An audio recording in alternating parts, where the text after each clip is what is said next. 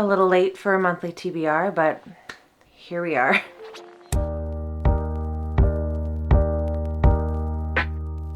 Hello, my name is Sam. Welcome to my channel. So I actually filmed this video like on the 7th of January, but then when I went to upload it onto my computer to edit and post it, I found that there wasn't any sound. So I had the wrong cord for my mic. So I now have the right cord, and now I'm going to refilm the video. So the way I pick my monthly TBRs is by playing the daily games on a specific day. So on the day that I filmed this, I played the daily games and I picked my books from that. And now I was debating with just, like, I don't have the footage of me doing that. Like, I have the screen recording, but I don't have the footage of me getting them and then talking about them. So I was debating if I wanted to reshoot the whole video, like redo the games again today and pick 4 new books, but I really liked the books that I picked and I wanted to keep them. So I'm just gonna put like the game answers up and just talk about what I decided to pick for each game. So for the Wordle, the word was Atlas, and if I had read and loved the Atlas 6, the obvious choice would have been the Atlas Paradox, but I did not like the Atlas 6, so I chose something Atlas adjacent because there wasn't any other books on my TBR with the word Atlas in them, so I went with World. And I picked A Short Walk Through a Wide World by Douglas Westerbeek. This was recommended to me by a friend who said it was similar to Addie LaRue, and the description of it says it's like Addie LaRue and Life of Pi. And Addie LaRue is one of my favorite books of all time. I was really actually surprised to see that this book has a really low rating. It has like a 3.54 on Goodreads, but a lot of my favorite books are really lowly rated on Goodreads, like specifically like in like 3.4, 3.5 territory. So I think that might actually mean that I'm gonna love it. And this is following a young girl in Paris in 1885 who is cursed to basically never stay in the same place for very long. She has to keep moving. She can't revisit somewhere she's already been, and she can't stay for longer than a few days. So she just has to keep basically outrunning this curse that's trying to kill her. And I think it's gonna be great. I'm really excited to read it. For connections, one of the categories was vocal music, and I chose the 5th book in the Singing Hill cycle by Nebo.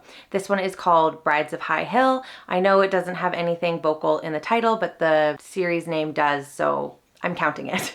This series follows Cleric Chi and their bird Almost Brilliant as they travel around and collect stories. And the first 3 had a similar format.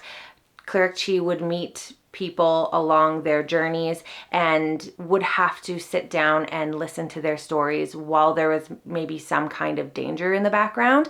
And the 4th one was a little bit different. It was following Cleric Chi as they were at like basically, I think the place that they were trained to be a cleric. And this one seems to be like it's going back to that first format where they're on the road, and I think they're accompanying a bride back to an empire to marry like an aging ruler. And then there seems to be some danger in the halls. And it sounds really great. And I picked this one because the last time I did this TBR video, I think I picked 6 books and I think I only read 2. So I'm actually trying to read the books on this TBR, and a novella is gonna make that easy for me.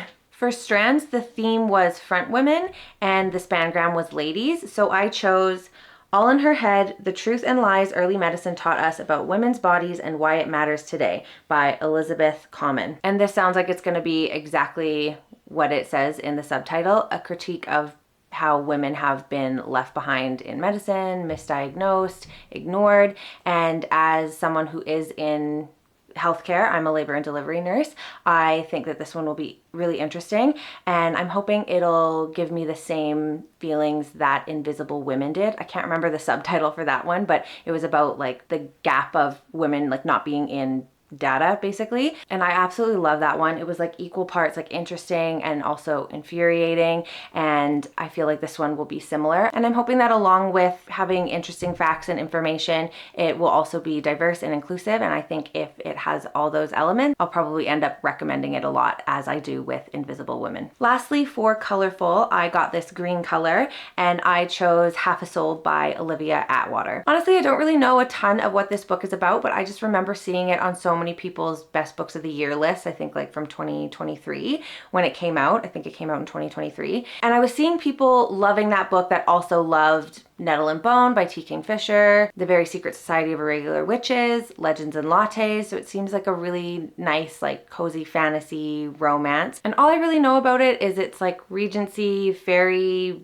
vibes, romance. She has half a soul. It doesn't say why in the synopsis. And I just think it's going to be like a cozy good time. So yeah, that is my TBR. Next month, I hope to actually be able to do it like I planned originally, going through the games on camera and picking the videos, not just talking through it after the fact. So yeah, I keep like running into these like little hiccups with like every video I'm trying to make or edit or post or whatever. So hopefully no more hiccups and I actually get to these books. But yeah, thank you for watching if you did, and see you in the next one. Bye. Wordle word. Where did it go? I'm really mad that this is on camera and I have to edit it out.